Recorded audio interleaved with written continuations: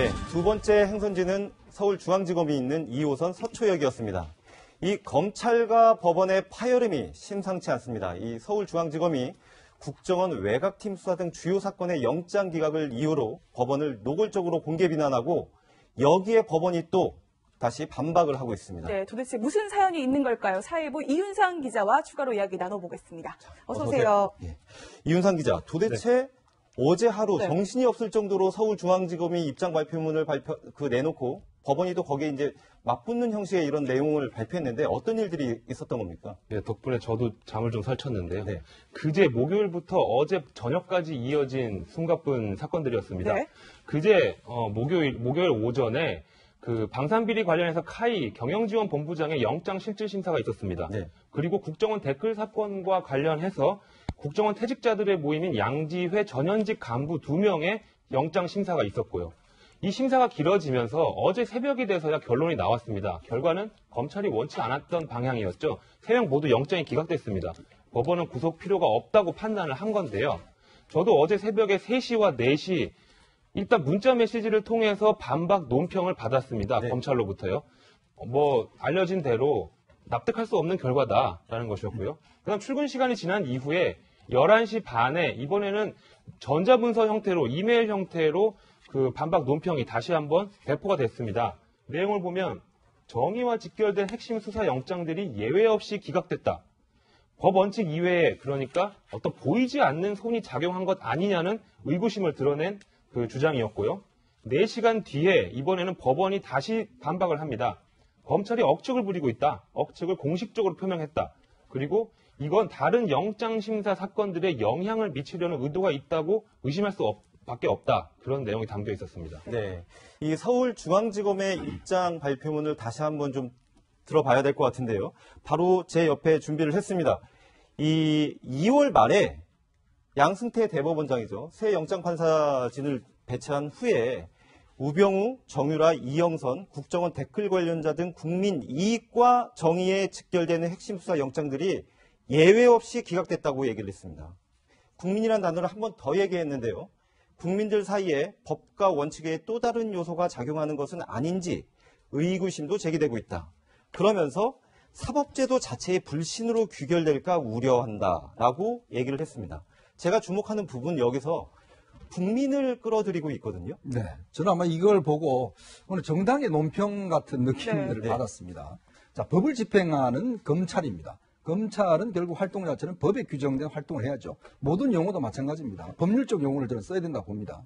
여기에 보면 국민의 이익과 정의, 이걸 검찰이 판단하나요? 법원이 판단하나요? 자, 지금 우리 법에 보면 결국은 법원에서 모든 문제에 대한 판단을 하게 돼 있습니다. 3심을 통해서. 자, 그러면 그 검찰은 이런 의미가 있다고 기소를 하지만 그러나 최종적인 판단의 기준은 결국 법원이 하는 것이거든요.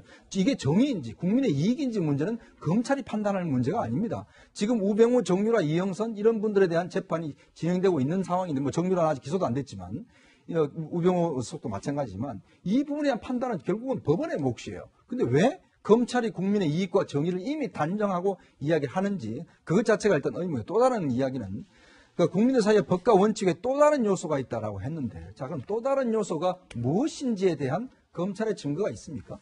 과연 검찰이 지금 어떤 면에서 보면 예단과 추측만 가지고 이런 성명을 냈다는 것이거든요. 객관적인 증거가 뭐가 있습니까? 자, 이건 검찰의 용어가 아니죠.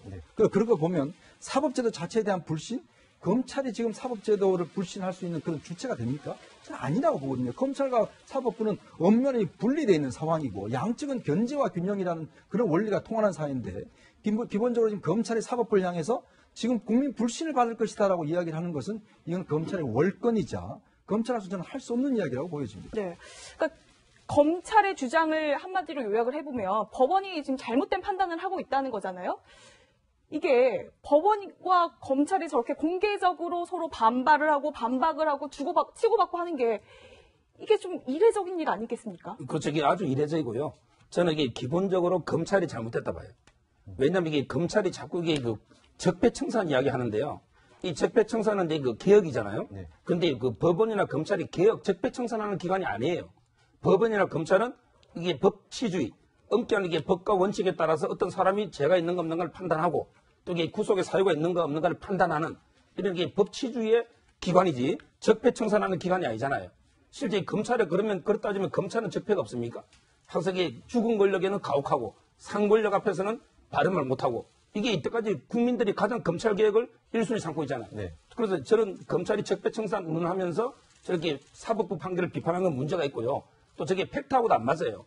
왜냐하면 이게 예외 없이 영장이 다 기각된 게 아닙니다. 제가 보기에 카이와 관련된 거는 4건 중에 2건은 기각되고 2건은 발부됐어요. 그 다음에 저 국정원 있잖아요. 네. 이거는 제가 보기에 그분들이 제명이 뭐냐면 이게 공직선거법하고 국정원법이거든요. 네. 근데 공직선거법은 시효 문제로 또 다툼이 있을 수 있어요. 왜냐면 이게 시효가 6개월인데, 다음에 이게 원세훈 그분에게 처벌됐기 때문에 공범자가 기소되면 정지되느냐, 아니면 이게 안 되느냐 다툼이 있고요. 또 기본적으로 국정원법은 국정원 공무원들을 처벌하는 이런 법입니다. 국정원 공무원에게 개입하면 10년 이하 이게 처벌되지만, 그러나 이게 민간인은 물론 이게 공범은 될 수 있겠지만 국정원 공무원보다는 또 형량이 가볍잖아요. 그래서 이번에 판사가 범죄는 소명되지만 바로 이게 도주 의뢰나 증거인멸 우려가 없기 때문에 기각했다. 그럼 이게 판단을 존중해야지 이걸 굳이 적폐로 몰고 하는 것은 상당히 문제가 있다. 이래 봅니다. 이 적폐청산이라는 단어가 검찰의 입에서 등장을 했는데요. 제가 굉장히 순진했던 사람인 것 같습니다. 왜냐하면 이 적폐청산이라는 단어가 사실은 정치적 용어라고 저는 생각을 하고 있었는데, 근데 지금 문재인 정부가 굉장히 중점적으로 추진하는 것 중에 하나가 검찰 개혁 아닙니까? 정치권으로부터 독립해서 흔들림 없이 독립적으로 수사를 하라라고 얘기를 하고 있는데, 지금 청와대에서나 들먹일 법한 적폐청산이라는 단어를 서울중앙지검의 검사들이 이렇게 얘기를 하고 있는데, 지금 이윤상 기자는 서울중앙지검 출입하고 있잖아요. 네. 검사들이 적폐청산이라는 단어를 이렇게 공개적으로 쓰고 있습니까? 아무래도 이 표현 자체가 예. 앵커께서 말씀하신 것처럼 이례적입니다. 왜냐하면 정말 정치권에서 사용하는 어떤 수식어, 레토릭이라고 볼 수 있는 건데요. 근데 이거를 곰곰이 이 부분에서 또 한 가지 의구심은 문무일 검찰총장의 취임사를 봐도 적폐청산이라는 단어는 등장하지 않습니다. 네. 정치적인 수사이기 때문인 거죠. 근데 이번에 등장했는데 이것 때문에 불필요한 이제 오해가 검찰청 안팎에서 우려의 시선들이 있는 겁니다. 아니 이거는 현 정부, 청와대와 이런 정부 여당에서 강조했던 것인데 검사의 입에서 검찰의 주장에서 적폐청산 단어가 들어갔다. 그렇다면 지금의 어떤 국정농단 추가 수사라든지 진행되는 여러 가지 그런 작업들이 그럼 결국에는 정권의 하명 수사냐라고 하는 의심을 받을 수밖에 없고요. 또 한 가지, 그럼 이번에 이렇게 법원의 영장 기각에 대해서 이례적으로 서면화된 반박 자료를 내는 과정에서 어떤 정치권과의 교감이 있지 않았느냐라고 하는 다소 좀 많이 나아간 것 같은 그런 의구심을 보내는 의혹 제기의 시선들도 있습니다. 네. 그러니까 상식적으로 이제 검사들이 이제 선고 전에는 재판에 영향을 줄까봐 굉장히 조심하기 마련인데, 저는 주목할 분이 이분인 것 같아요. 이 입장문 발표를 지시한 분, 서울중앙지검장 윤석열. 이 이름이 좀 어떤 의미가 있을 것 같아요. 아마 이제 윤석열 중앙지검장 같은 경우는 이제 본인이 직접 이 댓글 사건과 관련해서 연관이 돼 있는 거기 때문에 이제 이런 좀 주장들을 했다라고 저는 보여지는데, 그렇다 하더라도 지금 중앙지검장이 이 문제를 앞장서서 이렇게 검찰에 성명서를 내고 할 수 있는 저는 상황은 아니라고 봅니다. 자, 지금 국민들 입장에서 봤을 때, 물론 사회적으로 여러 가지 적폐청산에 대한 게 있지만, 그러나 검찰 입장에서 본다면 정말 냉철하게 해야 되는 것이거든요. 법과 원칙에 따라서 사실은 증거 위주로 사실은 찾아내야 되는 거 아니겠습니까? 자, 이 사람이 사회적으로 여러 가지로 국정농단에 개입이 돼 있는 것이기 때문에 당연히 이 사람은 처벌돼야 되는데 왜 안 내주느냐. 이렇게 지금 주장을 어떻게 한다라고 한다면 과연 이게 설득력이 있을 것인지. 우리가 지금 보통 이제 영장 기각률이 한 17.2% 정도 돼요. 네. 근데 지금 이번 사건을 종합해 보면 대략 한 50% 정도 가량 되는 것 같거든요. 물론 다른 사건보다 조금 그러니까 기각률이 좀 높긴 합니다. 그렇지만 이 기각률이 높다는 것은 한편으로 봤을 때는 검찰에서 너무 구속을 남발하는 것이 아닌가라는 또 그런 측면도 바라볼 수 있는 것이거든요. 즉 예를 들어서 구속하지 않아도 될 사람들을 굳이 구속영장을 쳐서 인신의 어떤 구속해야 되는 이런 측면으로도 해석해 볼 수가 있는 상황입니다. 그래서 지금 우리 국민들 법의식이 반드시 구속돼야 이게 처벌되고 아니면 이건 무죄다라는 생각을 하고 있는데 그건 아니거든요. 왜냐하면 기소를 할 경우 결국 재판을 받아서 결정이 납니다. 즉 그동안에 보면 이게 구속이 지상주의, 구속이 돼야지만이 뭔가 처벌되는 것 같은 이러한 어떤 것들 자체도 저는 이것도 적폐라고 봐요. 솔직히. 자, 그렇다면 검찰이 이걸 공공연하게 이렇게 이야기를 한다는 것은 이거는 사법부에 대한 압박이죠. 더군다나 지금 현재 사법부를 문제 삼으면서 예를 들어 공공연하게 지금 이 영장 판사들이 누구 치하에서 임명받은 사람이냐 이런 이야기까지 막 거론한다는 것 자체는 이거는 사실 굉장히 개입하는 거라고 봅니다, 저는. 지금 이번에 입장 발표를 한 기관이 서울중앙지검이라는 부분도 주목해봐야 될 대목인 것 같은데요. 검찰을 대표하는 곳은 검찰총장이 있는 대검찰청 아닙니까? 근데 서울중앙지검에서 이렇게 발표를 했는데 상급기관인 대검찰청하고 상의하고 협의하고 발표한 겁니까? 일단 그 부분도 저희 이제 취재 기자들은 그 의심과는 의문이 드는 포인트였기 때문에 발빠르게 알아봤는데 당일날 대검의 입장은 그런 거였습니다. 우리한테 사전에 입장문 내기 전에 보고한 것은 없다. 네. 그리고 우리의 입장은 일선 지검에서 알아서 할 일이지 대검찰청이 나서서 검찰총장이 나서서 이래라 저래라 할 일이 아니라는 것입니다. 근데 아까 말씀하신 거 부분에 첨언을 하면 윤석열 지검장 입장에서는 뭔가 상당히 유리한 지금 상황이라는 판단도 어느 정도 한 것으로 보입니다. 왜냐하면 박근혜 전 대통령 1심 선고 앞두고 있지만 구속 만기가 10월 16일이 곧 다가오지만 검찰에서는 추가 기소나 이런 별다른 그 보완 조치를 하려는 움직임은 아직까지 보이지 않거든요. 그것은 법원이 나서서 이 사안이 중대하니까 알아서 구속기간을 연장해서 재판을 이어가자는 갈 수밖에 없을 것이라는 상황 판단이 있어 보이고요. 또 한 가지는 지금 영장 심사 제도와 관련해서 논란이 커지면 커질수록 검찰 입장에서는 잃을 게 없다는 판단도 갖고 있는 것 같습니다. 네. 기존의 영장 영장 재판이 한 번에 끝나면서 결과가 나왔을 때 자세한 결과도 외부로 공표되지 않고 불복할 수 있는 수단이 없었는데 영장 항고제는 검찰의 오랜 수건 사업이거든요. 그렇죠. 이게 논의가 확산될수록 논란이 커질수록 검찰 입장에서는 영장 항고제를 주장할 수 있는 기회가 더 생기는 상황인 겁니다. 네. 그러니까 검찰이 이렇게까지 나오면서 그 영장 판사들, 뭐 실명이나 여러 가지 신상까지 다 인터넷에 나오던데, 특히 보면 오민석 판사 같은 경우는 그동안의 이력까지 지금 계속 논란이 되던데 왜 그런 겁니까? 그쪽에 오민석 판사뿐만 아니라 제가 보기에 그 판사 3명 이력이 다 이미 인터넷에 다 이게 공개가 되고 있어요. 저는 이게 크게 문제라 보는데, 왜냐하면 이게 그 사법부 독립은 저는 세 가지가 중요한 게, 네. 첫째는 이제 그 정치 권력으로부터 독립돼야 되고요. 그 다음에 두 번째는 이제 이익단체나 시민 여론 있잖아요. 여론으로부터 이게 독립이 돼야 되고요. 그 다음에 중요한 게 바로 검찰이나 변호사 단체처럼 우리 관련 법률 단체 있잖아요. 이런 데서 이게 독립이 돼야 돼요. 근데 예를 들어 지금 국민들이 사법부를 많이 불신하고 있잖아요. 유전, 무죄, 무전주의처럼. 그런데 그나마 검찰이 뭐라 했습니까? 바로 이게 법원칙 외에 또 다른 요소가 있는 게 의심스럽다. 그럼 이게 검찰이 그 정도 의심스럽다고 하면 일반 국민들에게 수긍하겠습니까? 제가 보기에 검찰이나 변호사 단체나 다 이게 사법부의 독립을 도와주고 지켜줄 건데 오히려 이게 국민들한테 불신을 일으키고 있잖아요. 저는 이게 판사 개인 신상. 이거는 이게 정말 문제가 있는 게 판사들은 오로지 이게 법과 원칙과 자기 직업적인 판사들의 양심에 따라 판단하거든요. 따라서 이게 개인적인 자꾸 신상을 켜서 나누는 거는 상당히 문제가 있다. 이래 봅니다. 그런데 저 오민석 판사에 대해서 지금 여당 의원조차 나서서 이런 말을 하고 있습니다. 들어보시겠습니다. 혹시나 국민의 여론과 완전히 동떨어진 섬에 홀로 거주하는 오로지 그들만의 리그 서울중앙지법 영장 전담은 동의하는지 묻지 않을 수 없습니다. 네. 다른 사람이 아닙니다. 이 판사 출신의 여당 중진 의원이 저런 말을 했는데 어떻게 보셨습니까? 저 박범계 의원보다 더 위에 계시는 추미애 대표도 네. 사실 이 검찰과 법원의 개혁에 대해서 한명숙 전 총리 문제를 들어서 이 사법개혁 해야 된다고 주장을 하고 있지 않습니까?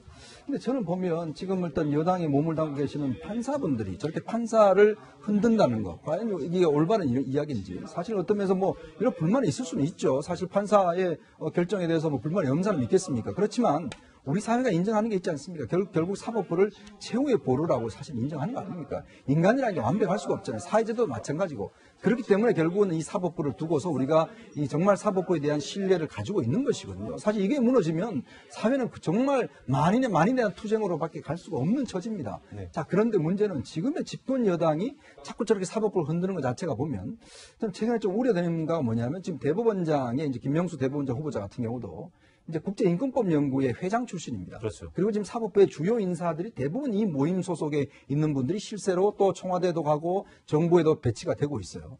이 모임이 전체 우리나라 판사가 한 3,000명 되는데 이 모임 회원만 한 500명 정도 됩니다. 어떤 면에서 보면 특정한 그 연구단체가 하나의 권력기구와 비슷하게 되어버렸어요. 이 기구에 있는 사람들이 다 요직에 가버리니까. 저는 연구기관이 충분히 있는 거는 뭐 인정하지만 문제는 이게 옛날에 우리가 군에서 있는 하나회와 같이 권력의 기구가 되어버리면 이건 좀 문제가 있거든요. 그렇기 때문에 앞으로의 사법개혁을 자꾸 이런 식으로 몰고 한다면 국민들 입장에서 보면 이거 뭔가 특정한 세력에 의해서 또 특정한 정권의 어떤 입맛에 맞는 그런 사법부가 되지 않겠냐라는 우려를 솔직히 가질 수밖에 없는 것이죠. 네. 근데 지금 계속 그 검찰에 타깃이 되고 있는 오민석, 권순호, 강부영 판사, 좀 특정 인물과 관련이 있다고 지금 검찰이 보기 때문에 더 문제 삼고 있는 거 아니겠습니까? 이걸 보면은 검찰과 사법부의 오래된 어떤 불신, 꼭 드러내놓고 뭐 믿지 못하겠다 이런 것보다도 기존에 깔려있는 생각들 때문인데요. 뭐 모두가 그런 것은 아니지만 영장 전담 판사라고 하면 사법부 내에서 가장 엘리트, 가장 명확하게 판단하는 명석한 판사들이 영장 전담 업무를 맡게 됩니다. 그건 하루 만에, 이틀 만에 인신 구속 여부를 결정해야 되는 중대한 업무를 맡고 있기 때문인데요. 그런데 보면 공통적으로 상당수 법관들이 대법원장의 아주 지근거리인 법원 행정처 근무 경력을 쌓은 다음에 영장 전담 부장판사나 영장 판사가 되는 경우들이 있습니다. 그래서 검찰이나 또 다른 변호인들도 마찬가지입니다. 일각에서는 의심하는 부분이 대법원장의 의중이 영장 발부 여부에 반영되는 것이 아니냐. 그것이 정치적이든 사회적 여론이든 간에 그런 의심을 갖고 있는 건데요.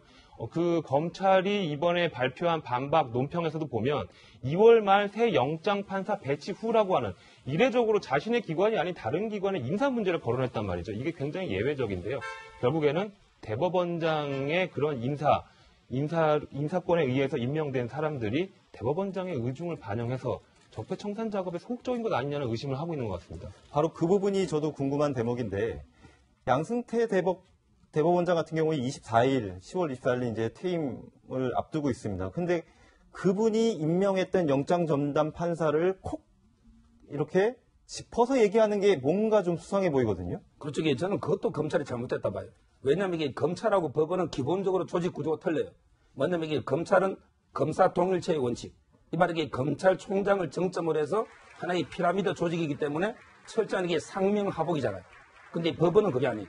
법원은 이게 모든 판사 한 사람 한 사람이 독립된 이게 법원이기 때문에 자기 양심에 따라 판단하기 때문에 저는 이게 대법원장이 누가 임명권 대해서 영장 담당 판사가 그 의중을 가지고 판단했다고는 전혀 생각 안 합니다. 그리고 이 대법원장이 앞으로 뭐 김명수 대법원이 되든 안 되든 누구 오든 간에 이게 그 영장에 영향을 미칠 거라고도 생각 안 하고요. 저는 이게 항상 철저하게 자기 소신, 법과 원칙에 따라 판단할 걸로 생각합니다. 네. 이 영장 기각을 둘러싸고 검찰과 법원이 벌이고 있는 기싸움, 여러분 어떻게 생각하십니까? 저희 지금 상당히 팩트 위주로 정리를 하려고 노력을 했었는데요. 잘 헤아려서 짚어보셔야 될 것 같습니다. 이번 주제는 여기서 마치고요. 이윤상 기자는 인사를 나누겠습니다. 고맙습니다.